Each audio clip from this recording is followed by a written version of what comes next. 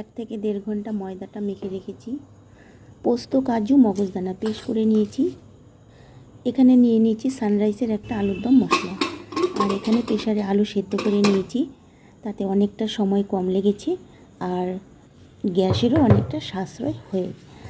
আর এখানে আমি ভালো জল দিয়ে ময়দাটা খুব ভালো করে ধুয়ে নেব। ততক্ষণ ধুয়ে নেব যতক্ষণ না এর থেকে সাদা জলটা ছেড়ে না যায়। তো ভালো করে ধুয়ে নেওয়ার পর ময়দাটা আমার একদমই ছানা ছানা টাইপের হয়ে গেছে। এটা আমি ভালো করে চিপে নিতে হবে, কারণ এর মধ্যে সাদা জলটা যতটা বেরিয়ে যায় ততটাই ভালো। তো চিপে নেওয়ার পর একটু ছানা ছানা টাইপের হয়েছে, সেটা আমি ভেজে নেব। একটু বড়া বড়া টাইপের করে ভেজে নেব।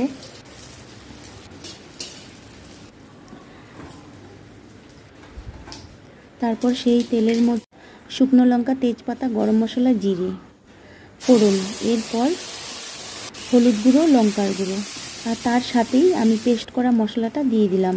আর তার সাথে আলুর দম মশলাটাও দিয়ে দিলাম। এখন সব কিছু একবারে বেশ ভালো করে কষিয়ে নেব। ততক্ষণ কষিয়ে নেব যতক্ষণ তেল না ছেড়ে দেয়। তারপর আলুটা অ্যাড করে একটু মাখো মাখো করে জলটা ফুটে আসার সাথে সাথেই বড়াগুলো ছেড়ে দেব। স্বাদ মতো নুন, আর নামানোর আগে খানিকটা গরম মশলা। তোমরা চাইলে ঘিও এতে অ্যাড করতে পারো, কিন্তু আমি দেইনি। দুর্দান্ত খেতে হয়, অবশ্যই ট্রাই করবে। সবাইকে ধন্যবাদ জানাই।